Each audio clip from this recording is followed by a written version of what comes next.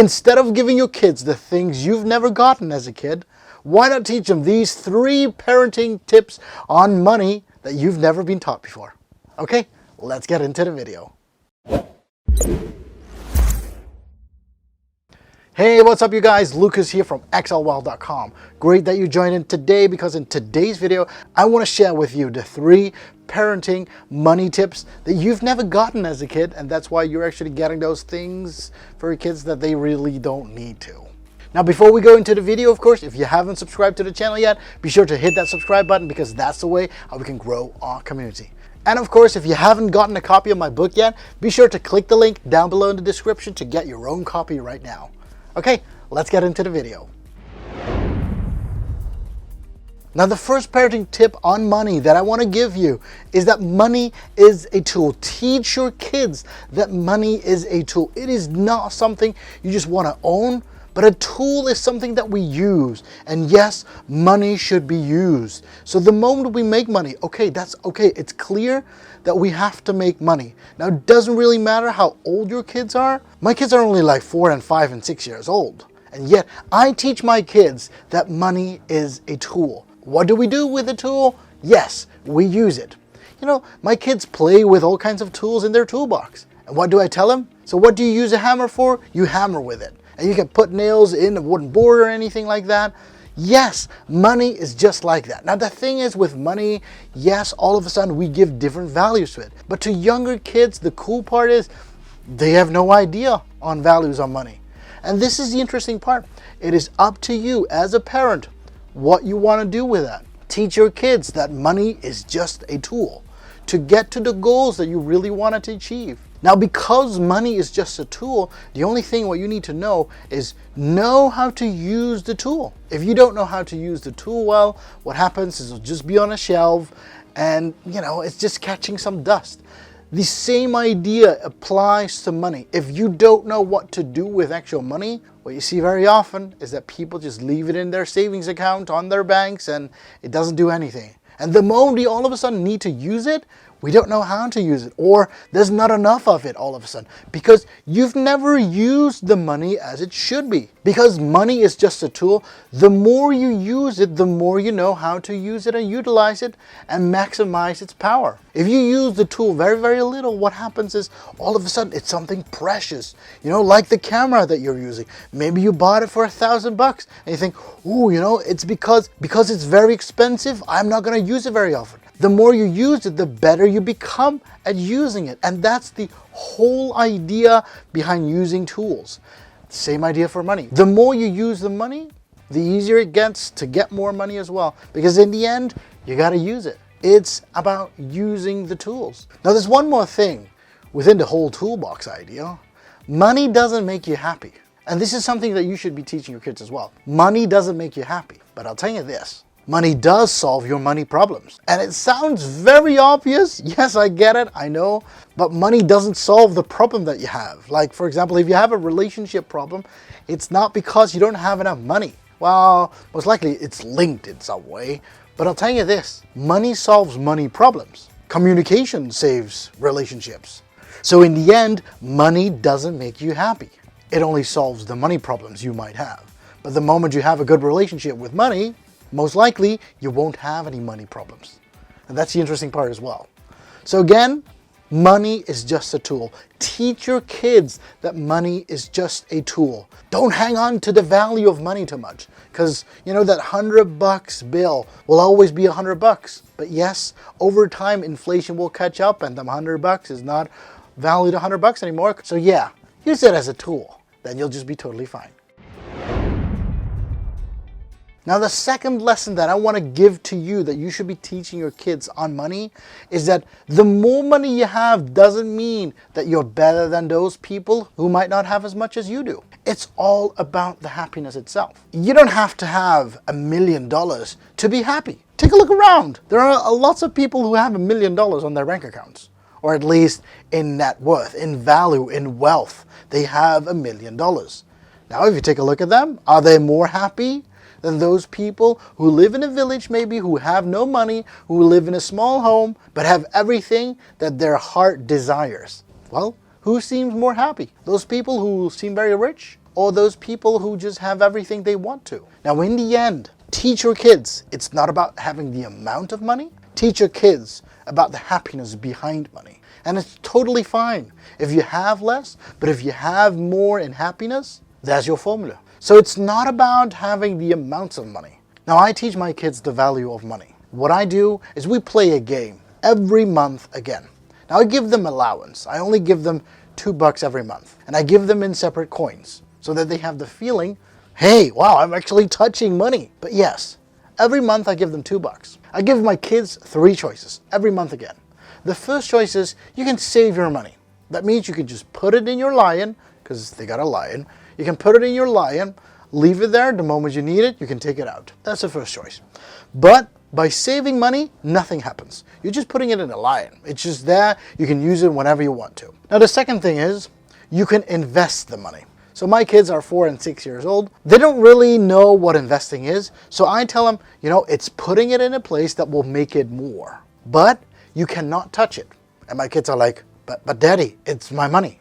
And I'm like, yes, I get it. But you're giving it to somebody else who invests it for you. Now I'm like, you can give it to me. The moment you give me €2, I'll give you 10% every month. And they're like, I have no idea what that is, Daddy. I said, that's totally fine if you don't know what 10% is. But you give me your allowance this month. And what I will do is I will pay you out every month. So every month you will get 10%. You'll get 20 cents every month on top of the allowance that you already get. And they're like, oh, so instead of me having $2, I get $2.20. Isn't that right? Absolutely. I give them that choice. And the third choice, what I give them is, you know what? You don't have to save it. You don't have to invest it. You can spend the money. You can spend the money on things, whatever you want to buy. So yes, you can go to the store, buy candy. You can go to the store, buy some comic books. Now, can we buy comic books for $2? I actually don't know. But I do know they can go to school and they can buy stuff using the money. Now, the interesting part is this. One of my kids says, Daddy, I want to use my money. Or I'll just save it up for later so I can buy bigger things. Totally fine. Whereas the other kid of mine, she actually says, Dad, you know what? I don't need the money. I know that I'm not using it right now. Can you invest it for me? And now all of a sudden, she's investing it multiple months after another. And all of a sudden, she's getting over $4 per month right now. And the other one is saying, hey, Dad, why is she getting so much and I'm not? I'm like, yeah, she's investing her money. She's putting it in a place that it grows over time. You chose to either save it or spend it. So yeah, you can spend it, and every month your little sister is looking at you like, whoa, my bigger sister can buy stuff again. And she's like, yeah, but I don't need it. And that's the coolest part. All of a sudden, I'm teaching my own kids how to save or invest or use the money. And yes, it is not about big things like that. And yes, it's not about the amounts maybe. And yes, the amounts maybe not line up. It's about letting the kids know what the value of money is. That happiness is far more important than just having the money. Now you might be thinking, but hey, that just means your eldest kid is actually enjoying happiness every month, whereas your second kid is not. And in a way, it is. And that actually just says that the whole theory doesn't make any sense. But it's about the whole delayed gratification. Now, I always tell my kids, take a look at that. Daddy cannot buy that car because that car is too expensive. Now, I could use the money to buy the car right away, but then I don't have any money to drive the car. So telling and teaching your kids about the value of money and about the happiness behind the value of money is far more important than just having a ton of money. Now, having a ton of money isn't going to make you happy, but the freedom that comes with the money is. I always tell my kids, hey kids, what do you like? Take a look at Grandpa. He works so much. And every time we want to go somewhere, Grandpa is always busy working. Now, but Daddy is actually making time to spend with you because Daddy also likes to have a day out, of course. But also Daddy likes to spend time with you guys. And they're like, yeah, but Daddy, you always argue with us. And I'm like, okay, let's not go into this discussion anymore. But yeah, spending time with your kids is far more important than just having a load of money. The happiness behind the freedom of having money is far more important than just having a ton of money. The moment you've bought that freedom for yourself, that's what you want to. So don't compare yourself with those people who have more or less money. It's about the freedom and the happiness that you have as a person with your own family. Think about that. Now, the third parenting tip on money that I want to share with you is, of course, let your kids dream big. My kids are dreaming about being an astronaut. I'm like, sure, you can dream about an astronaut. And the other kid is like, Daddy, I want to be super rich. And they always keep saying, I want to have $1,000. And I'm like, you don't even know what $1,000 is, but it is more than 100. And that's something you already know. And like, yeah, Daddy, I want to be super rich. Sure. Now it's your turn as a parent. Instead of limiting the dreams of your kids, encourage them to have those big dreams. Now every day when I talk to my kids, now, hey honey, what have you done to work towards your dreams? What have you done? And they tell me a story, what they've been doing at school. Or they tell me what they've done at home. But the interesting thing is, kids fail as well. But what do you do with failure? And I tell them, honey, Daddy fails as well. And when Daddy fails, he sits in his corner just like here on his computer and he cries. No, he doesn't. Daddy doesn't cry like that. But yes, if you fail, it's okay to cry. If you fail to achieve your dream, that's totally fine. Take a look what you can do differently and works towards it again. Now, the interesting thing is this. If your kids are dreaming big about money, sure, that's totally fine. So now I've got a niece and a nephew who always say, hey uncle, who's the richest person in the world? And I'm always saying, yeah, it's either Jeff Bezos or it's Bill Gates or it's Bernard Arnold. So we've got some rich people in this world. And we're like, yeah, you can be the next billionaire. And they're like, whoa, they've got $100 billion on the bank account. Mr. Jeff Bezos has $100 billion. Well, that's super high. Well, I'll tell you this, money has no ceiling, just like all the big dreams. The moment you put a ceiling on it, it stops there. They look at it and they think, that's the top. But money doesn't have any ceilings. And that's the cool part. You can keep on growing. You can keep on going towards all those dreams, no matter how high they are. Now, when we take a look at Jeff Bezos, in 1997, he started Amazon. Do you ever believe that he thought, you know what, I'm going to be the richest person in the world and I'm going to have $100 billion in my bank account? I don't believe that he thought that. But he didn't put a ceiling on top of that, making him grow to sky-high rockets. And yet, literally sky-high rockets, of course, since he's flying to the moon, for example. But yeah, the thing is, he's actually doing things that he likes to do and just keeps on growing. And his wealth will grow over time. And no, he doesn't have $100 billion on his bank account sitting there doing nothing. No, it's not.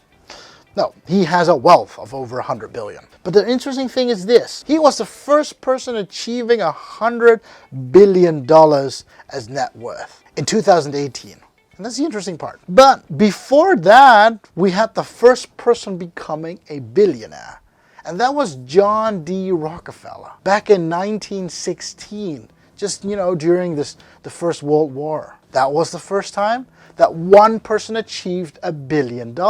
Wow, you might be thinking, whoa, that's great. And yes, the interesting is this. The moment you have the first person achieving something, it's achievable for so many others. The moment Jeff Bezos was valued at $100 billion, currently we've got multiple people. We've got Bill Gates, who sometimes hits the $100 billion. We've got Mark Zuckerberg from Facebook, who actually achieves $100 billion. We've got Bernard Arnold, who actually has $100 billion, who actually owns luxury products like Louis Vuitton. Yes, all of a sudden it's reachable for multiple people. Whereas years ago, nobody would ever believe it was possible.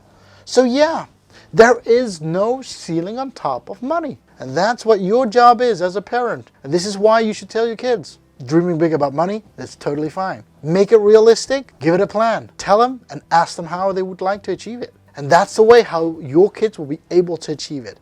Only with the support and encouragement from you as a parent. Now, these are the 3 parenting tips that I wanted to give you today. Now, most of us will become parents and we have kids of our own. And instead of being so strict towards our own kids, teach our kids the things that we were never taught. And this is how your kids will become very wealthy in their own lives. And of course, encourage them with all the tools that they have in their generation. Now, we didn't have any iPads when we were kids. Well, most of us didn't then, of course. But I know that now that I'm in my 30s, I didn't have any iPads. But yes, my kids have right now. Instead of limiting them in like, you're not allowed to do this, let them just experiment. Let them grow with all the tools that we have right now and let them make their own wealth and encourage them as parents. Thank you very much for watching today's video. If you liked the video, be sure to hit that like button, because that's the way how we can influence YouTube's algorithm. And of course, if you want to be subscribed to the channel, be sure to hit that subscribe button, because that's the way how we can grow our community. And of course, if you want to be notified every time a new video comes out, be sure to click that notification bell, because every time a new video comes out, you'll get a notification saying, hey, Lucas got a new video. And that's the way how you will be notified with a new video coming out. Okay, thank you very much, and I'll see you on the next video. Happy investing. Bye-bye.